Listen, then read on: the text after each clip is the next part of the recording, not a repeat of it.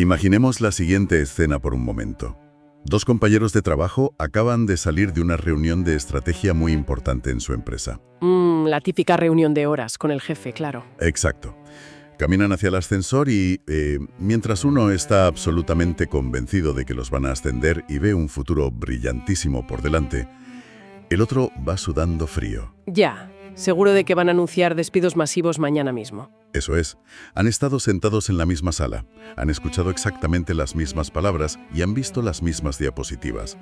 Pero, por alguna razón, sus cerebros acaban de crear dos realidades alternativas que son totalmente incompatibles. Y claro, a ver, el instinto natural ahí es despachar la situación diciendo que, bueno, es una simple diferencia de opiniones, ¿no? Claro, lo típico de ver el vaso medio lleno o medio vacío. Exacto. Pero la neurobiología nos advierte de que hay un mecanismo de supervivencia muchísimo más profundo operando ahí bajo la superficie. O sea, el cerebro humano no se limita a interpretar los datos que recibe de forma distinta. Lo que hace es censurar. Literalmente. Literalmente. Censura qué porción de la realidad llega a la conciencia y qué porción se elimina por completo, antes incluso de que nos demos cuenta. Y precisamente de esa, digamos, arquitectura invisible de la realidad es de lo que trata nuestro análisis a fondo de hoy. Eso es. Tenemos sobre la mesa algo muy interesante. Sí, hoy vamos a sumergirnos en las notas y extractos del libro PNL, Hipnosis Conversacional y Lectura del Comportamiento Humano, que se publicó en 2026 por Enrique León Garrido. Y, a ver, lo que destaca de este material es que no aborda la influencia o la persuasión desde la típica teoría de autoayuda, ¿verdad? Para nada, ni desde la comodidad de un laboratorio. El origen de este texto es puramente empírico. Garrido es un autor que, construyó grandes negocios en Chile. Y los perdió. Y los perdió, exacto.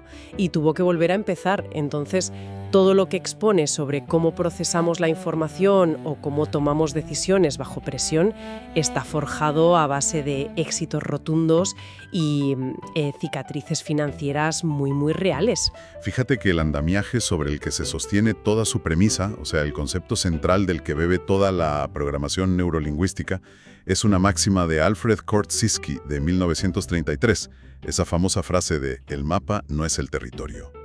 Una frase que suena a tratado filosófico, pero que al final es pura anatomía cerebral, ¿sabes? Totalmente. Lo fascinante aquí es la matemática del sistema nervioso humano.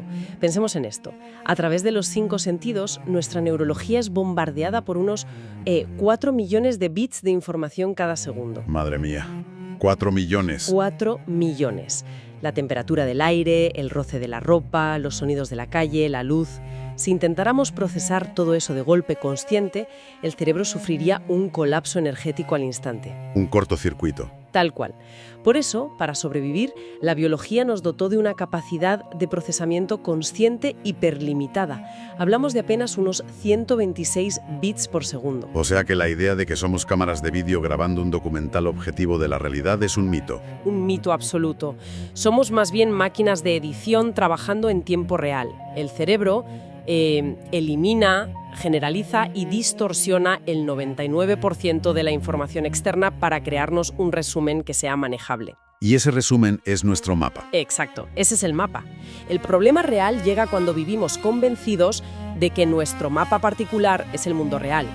Y hay un caso en el material que ilustra esto de forma magistral. Ah, la historia del banco en La Serena, ¿verdad? Esa misma. El autor relata una salida de un banco en Chile junto a su contable, que se llamaba Miguel. Habían tenido una reunión larguísima de 1 hora con el gerente para negociar líneas de crédito.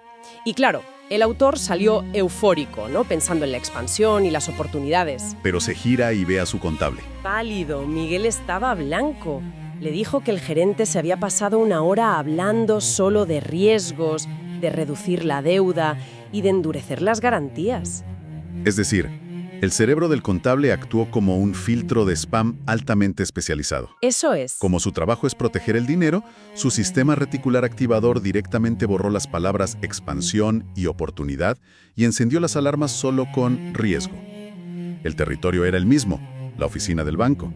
Pero el mapa de cada uno era irreconocible. Y lo desconcertante, de verdad, es que ninguno de los dos mentía. Fisiológicamente habían estado en 2 reuniones distintas. Vale, vamos a desgranar esto.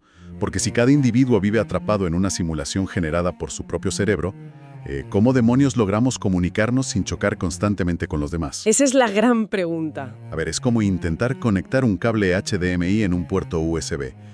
La información del cable puede ser un vídeo en 4K, perfecto y súper nítido, pero si el canal no coincide, no hay transmisión. La pantalla se queda en negro. Me encanta la analogía del HDMI porque encaja perfecto para entender la mecánica de lo que en PNL se llaman los metaprogramas y los sistemas representacionales. Los filtros, digamos. Eso es. Los metaprogramas son esos filtros automáticos que le dan forma a ese puerto de entrada en nuestro cerebro. Tomemos, por ejemplo, el metaprograma de acercamiento frente al de evitación. A nivel evolutivo, hay cerebros que segregan dopamina al visualizar lo que van a conseguir, el premio. Operan por acercamiento. Van por la zanahoria, por así decirlo. Exacto, pero hay otros cerebros que operan impulsados por cortisol. Se motivan activamente pensando en el peligro que deben evitar. Actúan por evitación. Y ojo, no solo eso, también tenemos el filtro de opciones frente a procedimientos. Claro, la gente que necesita seguir un manual paso a paso frente a los que quieren improvisar y tener 1000 alternativas, ¿no? Totalmente. Y el material documenta un ejemplo clínico fascinante en Santiago de Chile sobre cómo esto puede arruinarte un negocio. El autor estaba intentando cerrar una venta médica enorme con una doctora. Él estaba usando su canal favorito, el visual. Le enseñaba fotos y gráficos, me imagino. A todo color. Fotos de antes y después, densidades de colágeno, todo visual. Y la doctora, en lugar de emocionarse, se iba cerrando cada vez más. Y le interrumpía con preguntas tipo, ¿pero cómo suena el motor? ¿O qué testimonios ha escuchado de otros médicos? Claro, su puerto USB no era visual en absoluto. Ella procesaba en auditivo. Exacto. ¿Necesitaba escuchar, no ver? A ver, un momento, porque aquí lanzo un desafío. La línea me parece muy fina. Pero esto no es simplemente adivinar lo que el otro quiere escuchar para caerle bien. Ya, claro, esa es la confusión típica, ¿sabes? Y es lo que suele desacreditar estas herramientas. Pero no se trata de adivinar nada. Se trata de calibración acústica y visual. Vale. Es prestar atención consciente a las palabras, a los predicados, que la persona elige sin darse cuenta. Si la doctora te dice, eso me suena bien, su cerebro está en auditivo. Si alguien te dice, lo veo claro, está en visual. Y si dicen, esto me pesa mucho o no me siento cómodo. Entonces es kinestésico. Eso es.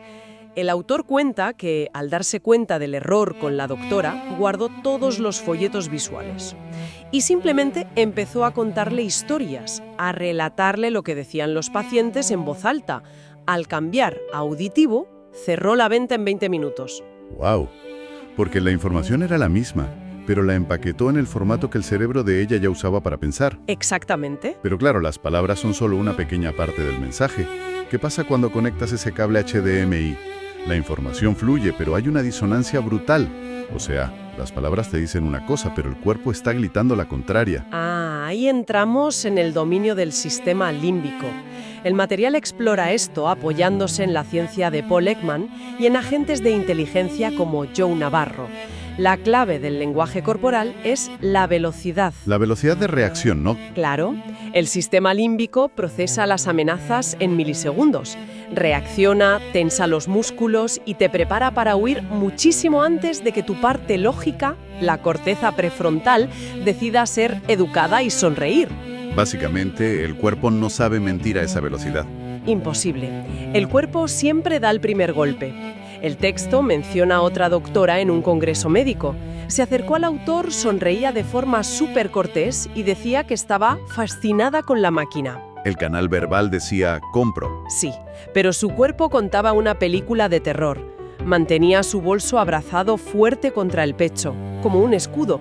Y ojo a esto, la punta de sus pies no apuntaba al vendedor. Estaban girados apuntando directamente al pasillo de salida. Querían huir. Y quiero recordar que también elevó una ceja al oír el precio, ¿no?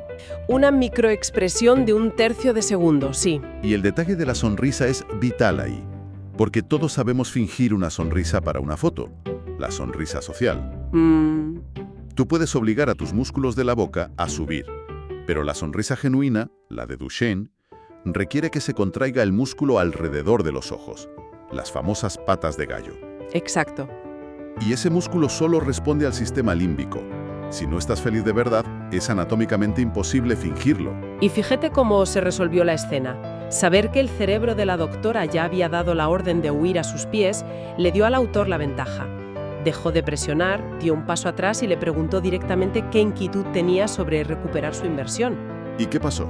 Pues que ella relajó los hombros, bajó el bolso y confesó que le aterraba no tener suficientes pacientes para pagar la máquina. O sea, el lenguaje no verbal no es leer la mente, es leer la hoja de ruta que el sistema límbico dibuja en tiempo real. ¡Qué pasada!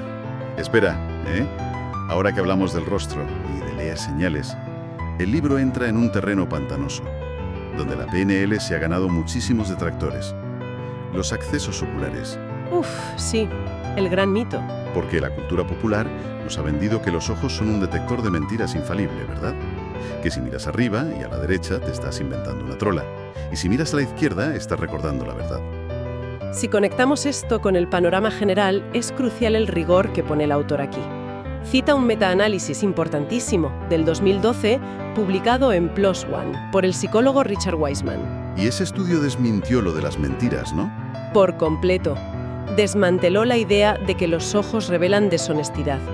Lo que realmente muestran es procesamiento y carga cognitiva. Es decir, si a alguien le preguntas de qué color era el coche que tenía hace 10 años y mira arriba a la derecha, no está mintiendo. Su cerebro está buscando archivos visuales, reconstruyendo la imagen para poder recordar. Eso es. Los ojos revelan a qué cajón de tu archivo mental estás acudiendo, si al visual, al auditivo o al diálogo interno. Por eso, el texto insiste tanto en establecer una línea base previa. Claro, tienes que saber cómo funciona esa persona en concreto. Exacto. Charlas un poco sobre temas neutrales y observas cómo mueve los ojos cuando recuerda algo real y cuando imagina. Porque cada cerebro tiene un cableado distinto. No hay una regla universal. Aquí es donde la cosa se pone realmente interesante, porque si recopilamos todo lo que hemos visto, sabemos el metaprograma, hemos sintonizado su puerto USB, sabemos leer su sistema límbico y entendemos cómo procesa con la mirada. Ya tienes el mapa completo. Eso es. Y ahí se abre la puerta a la arquitectura de la influencia. Cómo usamos nuestras palabras para abrir mentes que están cerradas. Y el material expone dos enfoques brutales, que son polos opuestos: el metamodelo y el modelo Milton. Y operan en niveles neurológicos totalmente distintos. A ver, el metamodelo, que viene del trabajo de Chomsky, es como un bisturí cognitivo. Cuando hablamos, tendemos a borrar y generalizar mucha información. El metamodelo usa preguntas quirúrgicas para perforar esa generalización. ¿Tenemos algún ejemplo de esto? Sí, el caso del cliente que le dijo al autor: lo tengo que pensar. Buf, la objeción más vieja del mundo. Te dicen eso y el 90% de los vendedores recoge sus cosas y se va. Claro, pero con el metamodelo no aceptas esa niebla. El autor simplemente le preguntó: ¿qué es exactamente lo que necesitas pensar? Y esa exigencia de precisión obligó a la corteza prefrontal del cliente a arrancar. Y resultó que no era que no le gustara el producto, ¿verdad? Exacto. Confesó que no sabía cómo calcular la rentabilidad mensual para cubrir la cuota. Dejaron de divagar, sacaron una calculadora y lo resolvieron. Un bisturí, puro y duro. Pero claro, el texto también advierte que hay veces que el bisturí rebota. La persona tiene tantas defensas que la lógica no entra. Y ahí es donde entra el modelo Milton, basado en Milton Erickson. Si el metamodelo es un bisturí, el modelo Milton es un gas invisible. Me gusta esa imagen. Es usar el storytelling, metáforas, un lenguaje súper vago y deliberadamente ambiguo para evadir el pensamiento crítico.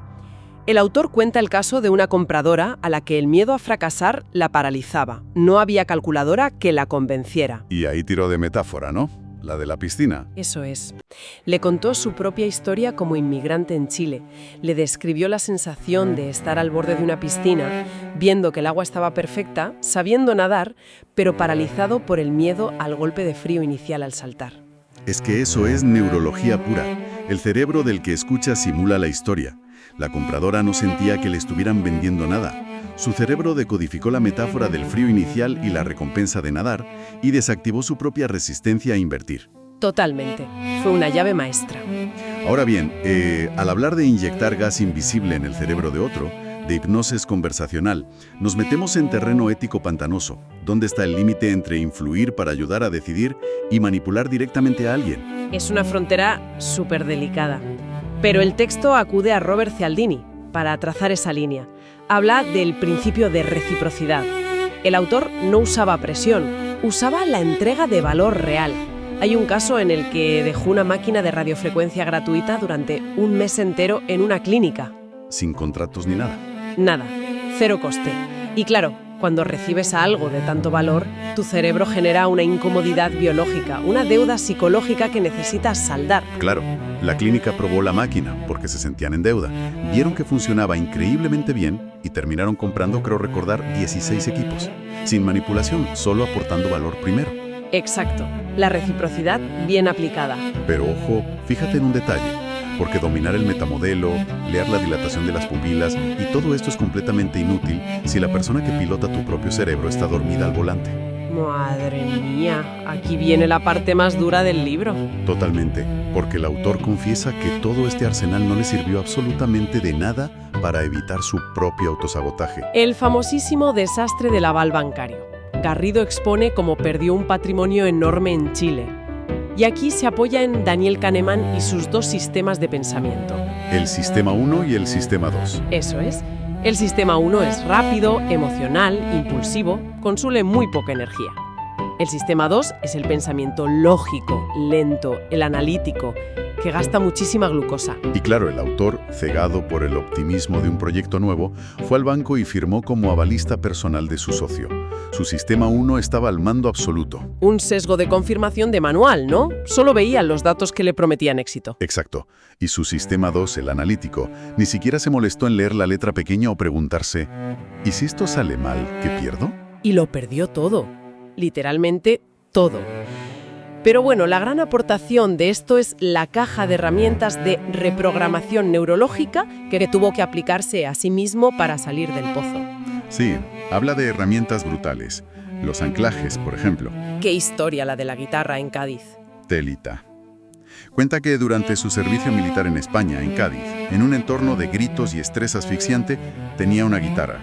Y notó que solo con tocar los primeros acordes de una canción, su respiración bajaba y el cortisol desaparecía. Claro, creó un anclaje neurológico, como el perro de Pavlov con la campana, pero para gestionar su propio estrés bajo presión extrema.